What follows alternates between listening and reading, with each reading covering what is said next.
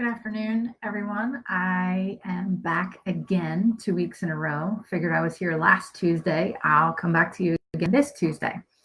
Last Tuesday, we had talked about self-sabotage. So this week, I wanted to jump in and talk a little bit about comebacks after a setback. We all have setbacks. Everybody knows what a setback is. Everybody has experienced a setback at some point, right? And for those of us who are perpetual planners, we are always planning. We have a plan for just about everything, how we want things to go, how things should go. We may even write down that plan. We might even go as far as to tell other people that plan. But a lot of us get hung up on taking it from plan to strategy. And that's mistake number one. There is an absolute difference between a plan and a strategy. And super quick, because I could go into total teaching mode about that. But the difference between a plan and a strategy is a plan is what you need, the things that you actually need. The strategy is how you implement and take action and use the things that you've acquired or needed. In order to make a to-do list, I need a piece of paper and a pen. That's part of my plan. The strategy is how am I going to do the things on my to-do list, right? Hey, Christy. So that's number one. We get stuck in this planning phase, but we never actually move it from plan to strategy. Okay, that's great. These are all the things that I need. These are all the things that I've got together. But what's the strategy? How do I implement that plan? So when it comes to setbacks, things that deter us, things that discourage us, things that even can derail us, what is it that you have in your arsenal of tools to come back from that? We are living in a different environment right now. Some of us, maybe part of our comeback strategy would be to go somewhere. Maybe it's to go be around people, whether that would be the local coffee shop or, a park. Well, now the parks are open, most of them anyway. Whatever that is for you. But being confined for the last several weeks starts to take its toll. So there are things that we have within our control when there's a setback and in order to make your comeback.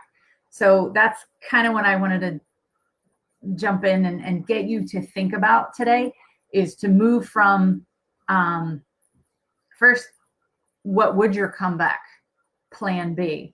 So the moment you start to feel, or sometimes it's instant, sometimes you can get disappointed, discouraged, and derailed in like a matter of seconds. It could be a word that somebody says. Somebody might troll by and see this video and stop and hate it and just be like, what is she talking about? Or, who is she? And I can let that get to me.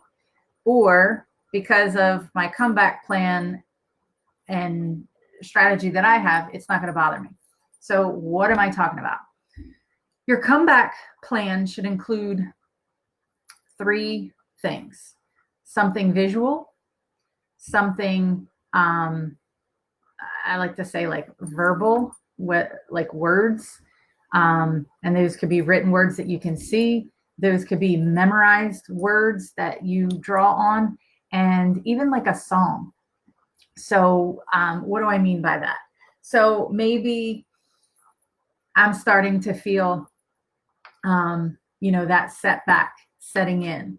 So maybe one of the first things that I do is I go and get myself a cup of tea. That is something that centers me. That is something that calms me. There's something about being able to, wrap my hands around a warm mug and, take that in and just, okay, let me get a second. Okay. For me, the actual mug makes a difference. You know what, Dina? You got this.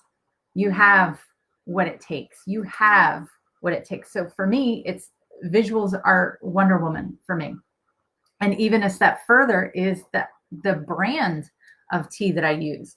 I actually like using yogi teas because every single one of them has like a little encouragement on each tag. I didn't read this one ahead of time. This one says, see, this makes me feel better already. What belongs to you shall come to you. Well, that sounds good, right? Now, you and I both know that there's a level of work involved in order to, make that happen. So, your physical, tangible things, what are they? What are the visual things? I even have a little Lego Wonder Woman that sits in front. That's also one of my little anti-distraction tools too, because sometimes when I'm sitting and I'm working and I can look over and I just happen to catch my little Wonder Woman over there, she reminds me that I need to be working. I need to stay focused. And then there's that, it's so funny. I just happened to look up, and one of the gifts that my oldest daughter got me for Christmas was a Wonder Woman switch plate cover for the light switch. So I just happened to look up, and over on the wall on this side is a Wonder Woman switch plate. So again, I've created this comeback